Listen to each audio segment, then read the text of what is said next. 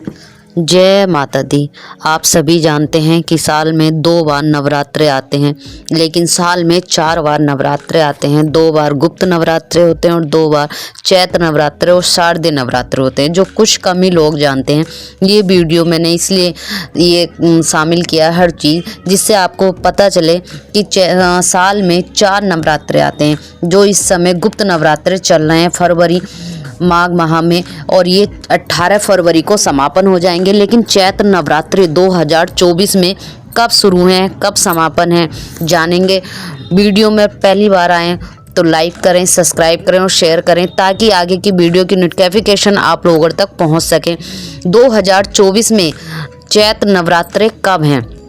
पंचांग के अनुसार साल में 2 बार नवरात्रि हैं, जो बड़े ही हर्ष उल्लास के साथ मनाया जाता है। इन नवरात्रों में शारदीय नवरात्र और चैत्र नवरात्रे हर किसी को पता होता है और बड़े हर्ष उल्लास के साथ मनाते हैं। इसमें माँ की पूजा अर्चना की जाती है, 9 देवियों का पूजन किया जाता है। वैसे ही गुप्त नवरात्रे होते हैं, लेकिन इन गुप्त नवरात्रों में किसी को बताया नहीं जाता, गुप्त तरीके से पूजा अर्चना की जाती है। जिस तरह से हम चैत्र नवरात्रे में कलश स्थापना, शुभ मुहूर्त, पूजा विधि, महत्व सब कुछ करते हैं, तो उस तरीके से माँ को गुप्त नवरात्रों में नहीं बताते, लेकिन चैत्र नवरात्रों में और शारदीय नवरात्रों में ये चीज़ किसी से नहीं छुपाते हैं।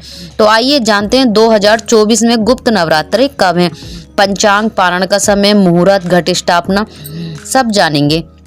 वीडियो को स्किप मत करना। मैं हर रोज़ हर वीडियो में बताती हूँ कि आधा अधूरा ज्ञान किसी काम का नहीं होता है, तो इसलिए जानेंगे। अगर आप पूरी वीडियो देखेंगे तभी आप समझ पाएंगे कि कब है पूजन विधि। पंचांग के अनुसार साल में नवरात्रे चैत्र में आते हैं। पहला चैत्र नवरात्रा और दूसरा शारदीय नवरात्रे होते हैं। दोनों का अपना अपना धार्मिक महत्व है।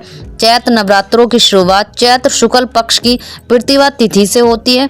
हिंदू नववर्ष का शुभारंभ भी चैत्र नवरात्रि से ही माना गया है। नवरात्रि के दिनों में माता की 9 अलग अलग रूपों की पूजा की जाती है। नवरात्रि की अष्टमी, नवमी तिथि को कन्या पूजन की परंपरा है।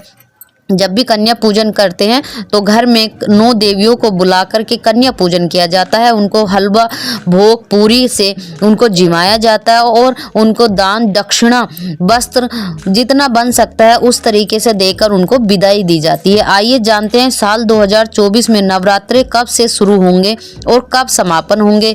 कलश घट स्थापना कब की जाएगी, आइए जानते हैं।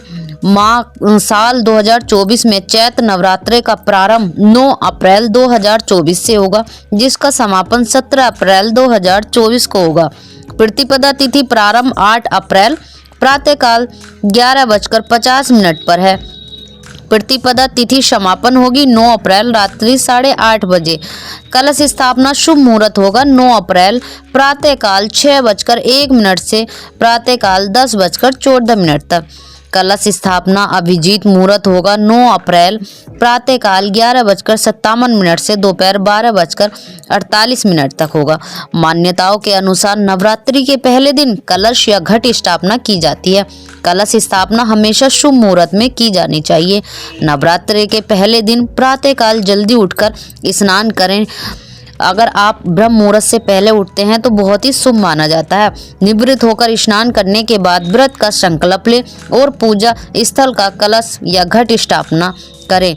आप सुबह उठ के जब भी आप निवृत्त होकर स्नान कर लेते, संकल्प लेते, तो आप या तो पूरे नवरात्रि व्रत रखते हैं या आप अगले पिछले नवरात्रि व्रत रखते हैं। जो लोग नहीं रख पाते हैं पूरे 9 दिन तक, तो वो पहले का नवरात्र और लास्ट में नवरात्रि में व्रत रखते हैं। उसमें आपको अन्न और नमक नहीं खाना होता है। फलार, कोटू या इन्हीं चीज़ों से व्रत रखा जाता है। इसमें सेंधा नमक खा लेते हैं एक समय, कुछ लोग वो भी नहीं खाते हैं। लौंग के जोड़े से व्रत रखते हैं, कुछ लोग निर्जला भी रखते हैं। जैसी जिसकी श्रद्धा, जिस तरीके से रखा जाता है आप उस तरीके से रख लीजिए। सभी तरीके से जैसी आपकी सामर्थ्य है। जिस तरह से कुछ लोग नहीं रख पाते हैं तो बाकी आपकी इच्छा है। कुछ लोग ऐसा है कि एक समय भोजन करते हैं, बाकी पूरे दिन व्रत रखते हैं। कलश स्थापना से पहले मिट्टी से भरे बर्तन में सद्धान्य वो लें, यानी थोड़े जो होते हैं उसमें मिट्टी में डालकर वो रख देते हैं। उसके ऊपर जल से भरा एक कलश रखें। कलश में रोली से स्वास्तिक बना लें।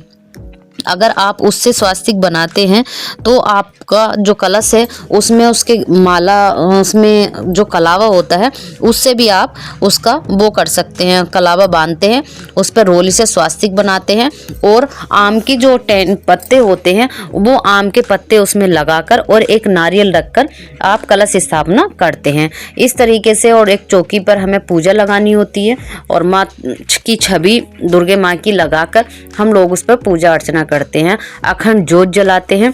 अगर आप हो सके तो अखंड जोत जलाइए, जो लोग नहीं जला पाते हैं तो कोई बात नहीं, उनको भी पूजा अर्चना सुबह शाम का दिया जलाकर पूजा अर्चना कर सकते हैं। इसमें माँ दुर्गा सप्तशती का पाठ करना चाहिए, माँ दुर्गा चालीसा करना चाहिए, माँ दुर्गा और काली की आरती करनी चाहिए। ये सारी चीज़ें सुबह शाम हमें करनी चाहिए और हो सके तो मंदिर जाकर दिया अवश्य लगा कर आना चाहिए नवरात्रों में, जब भी आप व्रत रख रहे हैं। अगर मंदिर जाना नहीं होता तो आप घर पर भी कर सकते हैं।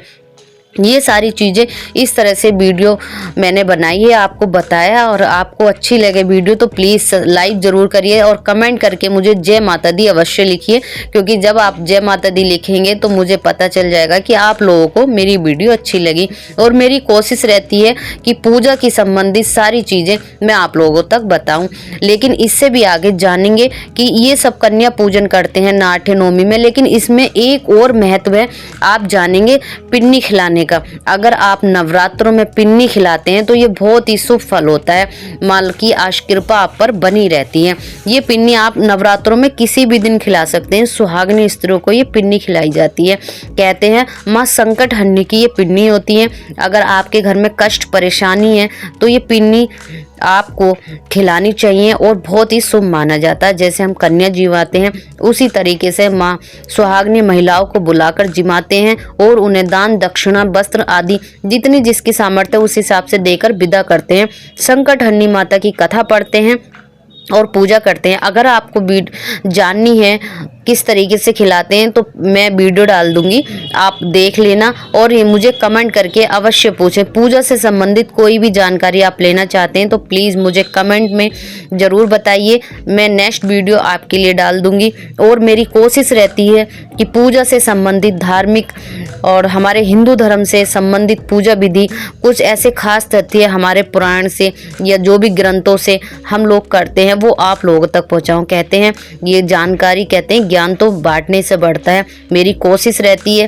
कि जो भी ज्ञान मैं आप लोगों के साथ शेयर कर रही हूँ आगे भी आप लोग भी शेयर करें, क्योंकि जिन तक ये चीज़ें पहुँचती हैं पूजा से संबंधित, पूजा करते हैं किसी का भला हो जाए अच्छी बात है तो सुख प्राप्त होता है। जय माता दी।